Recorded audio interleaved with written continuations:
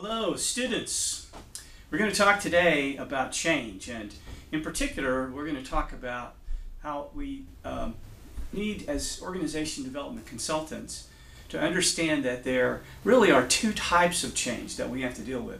One of those kind of changes is what we call unplanned change, and the other is called planned change. Now, these two overlap, and so it's really important to be able to understand what we mean when we talk about unplanned versus planned in order to make sense of what it is that we're trying to do in organization development. So, when we talk about organization development as a field in OD consultants, the answer is we are all about planned change. That's what we deal in. We deal in planned change. But a lot of the planned changes that we try to put in place, well, they may be in response to or in anticipation of unplanned changed events. Okay, so let's now just talk about unplanned change, or the stuff you can't predict so well first, and then later we'll talk more about planned change. Okay, now when it comes to unplanned change, you can think of it as having really two broad parts.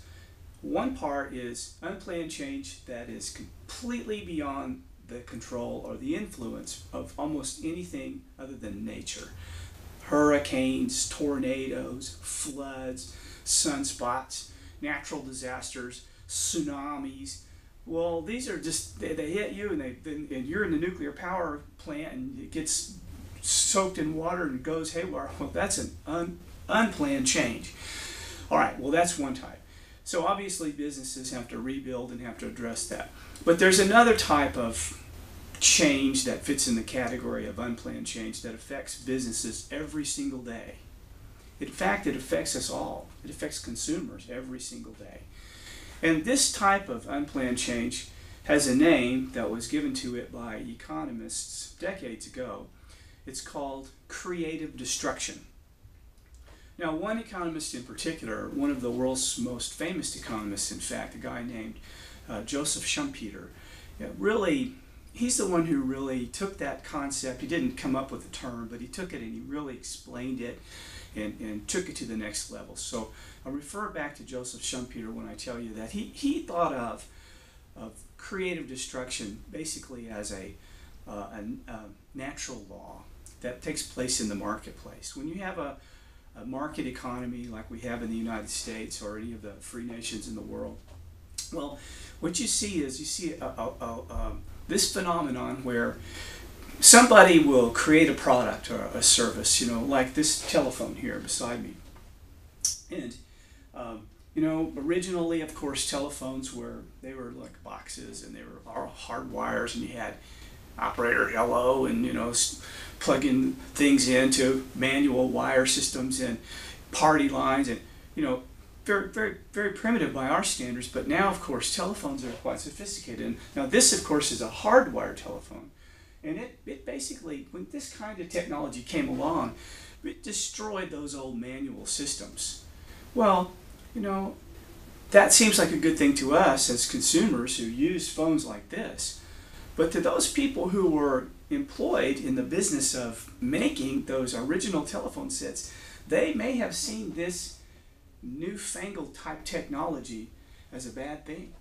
I mean, I'm going to lose my job, man. Somebody's come along with something that's so much different than what we do. And in fact, the history is that often people who are in a manufacturing business who make a certain product, when someone else comes along with something a lot better, a lot of times they fight it. Then, in fact, they may go and lobby against it. They're taking our jobs. Oh my gosh. And it's true. And in fact, I'm sure that a lot of people who worked in the early telephone industry lost their jobs when the rotary dial phones came on. Oh, and the people who made the rotary dial phones, a lot of those folks probably lost their jobs when these touch tone type phones came on. And now, my goodness, a lot of people are losing their jobs who make this kind of phone because, well, a lot of people don't even have hardline phones in their house anymore. The new trend is cell phone, cell phone, cell phone. Like, for example, this BlackBerry, which, by the way, almost 2 years old now. This model is completely obsolete. Well, I still use it. My company provides it for me, but the folks who make this thing are probably worried about their jobs because other companies now are making cell phones that I think are superior to this. And I could be wrong, and maybe they'll step up to the challenge, or maybe not. But see, what I'm making here is a point. Schumpeter was right. This creative destruction thing is a natural law. And as much as I might want to keep making telephones that have dials like this and are attached by wires, it looks like there's not going to be a market for those things very long. Consumers are demanding more, and innovators and other manufacturers are going to continually come up with better and better technologies. And as sad as that is, that some people who may make a certain product might lose a job now, well, the good news is that almost every innovation in a growing market economy generally tends to create lots of new opportunities, and the byproduct that are even more jobs. And I'll give you an example. Creative destruction is very scary, but I want you to think about it. To go back in time when we were getting around on horses, and so you had, say, a city like New York City or maybe other big city. And there were no cars, right? We're back at the time of the no cars. In a big city, booming city, advancing technology, and horses everywhere. Horse-drawn carts, up and down, up and down. Well, think about that, because there were hundreds, thousands of people employed in that industry. People who were raising horses, who were feeding horses, who were training horses. There were big industries for feeding horses and stabling horses, and then of course all the carts and all of the wagons that were drawn to around. And then there were big companies. There was big oats.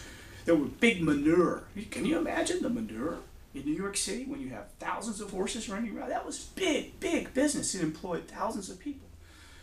And then here comes, guess what? The horseless carriage, and people like Henry Ford finally innovate and make it where it's affordable for masses. And now masses of people are able to buy a horseless carriage, drive it around, don't have to deal with all the whole stable thing, all that. Consumers love it. The outcry. Can you imagine the outcry from big oats? Can you imagine the outcry from the buggy whip makers? Wow, my gosh, I'm sure people went to Washington and lobbied and said, these newfangled machines are destroying our jobs. And they were. It's true.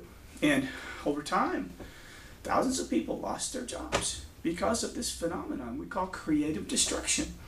The creative new automobiles destroyed the horse and buggy industry. And it's true. Lots of people lost jobs. There's turmoil. There's change. And that could be thought of as a negative. However, and if you think about it, it's also a much bigger positive. Creative destruction, not a bad thing. It's a hard thing, but it's not a bad thing because all those people who lost the jobs, big oats, big manure, all those people, well, if they were smart, if they looked around, Henry Ford and others were creating a whole new industry that ultimately employed millions and millions of people that never would have been employed had we not gone from horse and buggy to the technology of automobiles. So that's an example. Creative destruction. It's scary. It's scary to business people. They don't want to lose their advantage. It's exciting. It's exciting to consumers because there's always that next new phone, that next new car, the next new thing to give us better service. It's an opportunity for you in organization development because managers have to deal with this. They have to put plan changes in place to deal with the natural law of creative destruction. And see, creative destruction is something that you can run from it in business, but you can't hide. If you keep trying to make 8-track tapes, well, you're going to be swept away by, MP3s, and who knows what's next. So each technology that we try to hold on to, well, mistake. So managers now, they have to think, well, I'm in business to make money. I'm in business to have a successful business. And I'm making a product, and somebody's always constantly innovating and making something better and destroying my product. So I can't stop this phenomenon. So what should I do? Well, the answer is the managers who are the manufacturers of a product or service shouldn't wait for their competitors to come up with a better product or service that will destroy what they're making. They must try to innovate to be the one who comes up with the product that will destroy the current product technology that they have before their competitors do, because the first one out of the box has a competitive advantage. Well, this is really scary when it's your job to manage a product or a service, to be thinking that while we're doing this, we also should be thinking about what's the next step that will make this very thing, my very job right now, and this product we're working on, obsolete. So, in other words, managers need to be looking for that revolutionary product and try to find it before their competitors find it. All right, now here's the rub. Creative destruction is real. Managers have to do what I just said, look for that revolution. They need to look for it continuously. But you don't make any money until you have a product in hand. And so each time you have a new innovation, a new product you think might work, you have to go and you have to test it and you have to see and you have to, and then if it might work, it might not. But until it works, you don't have any money. You aren't going to make any money. So what we have to do now as OD leaders is we have to help managers work with this phenomenon of creative destruction and find ways to innovate the products that we currently have. We call that the evolution of the current product, while simultaneously investing time, energy, and money at an appropriate level to try to come up with the revolutionary next step. And then bravely embracing the change to go from current state to future state at the appropriate time. Now I say the word appropriate time. I'll give you an example of a company that tried to embrace creative destruction, tried to embrace change, but they didn't do it at the appropriate time. I'm sure you're familiar with this company. It's called Coca-Cola. Yeah. Coca-Cola, Pepsi-Cola, head-to-head. Mature market. They were competing neck and neck. Pepsi-Cola went out and did something they called the Pepsi Challenge. Had people taste Coke, had people taste Pepsi. Blind taste. Everybody said, I like Pepsi better. Coca-Cola leaders freaked out. They came up with a new, sweeter Coca-Cola formula. Blind tested people. Guess what? They liked it better than Pepsi. So, having found what they considered to be the next step, the revolutionary step in soft drink cola formulas, the Coca-Cola company overnight took all of the Coca-Cola off the shelves and replaced it with a new product they called New Coke. Proudly put their stats about how it beats Pepsi and all the blind testing is better. All right, so they jumped. They took a jump. They took a leap of faith from their current product, which was bringing in plenty of profit, even though it was like neck and neck with Pepsi. And they had this new product that they thought would be a revolution. And then they just swept the shelves, put the new product in, and guess what? No revolution. In fact, the market totally rejected it. So see, creative destruction is a natural law, and it's a phenomenon, and it affects all products or services. You can run from it, but you can't hide. But also, you can't cheat it. So managers have to find the way to have the balance between the evolution of products and the revolution, next step, that will bring them into play at a higher level in the market. Okay, so in closing, I say every product or service is subject to the law of creative destruction. And here's one last example. This is a book. In fact, this is a really good book that I'd recommend to you called Leading Change, right on topic with what we're talking about, by the eminent Professor John P. Cotter. Book. This is a Kindle, electronic book, capable of holding 1,500 books like this one in the palm of my hand. Easier to read, much easier to travel with, and cheaper to buy, book for book. Now, the story, of course, doesn't stop there, because next generation Kindle already holds twice as many books as this one. iPad threatening the Kindle market, and there's no end to it. And that's my final point. There is theoretically no end to the law of creative destruction. There is no theoretical end to human beings' capacity to innovate. So, if you like flying cars, stay tuned. If you like cell phones that plug into your ear, that you walk around and talk, stay tuned. whoever it is that comes up with the next best generation, that's the person that you want to look to be the next Bill Gates, the next successful innovator in our society. And there's no reason why it can't be you.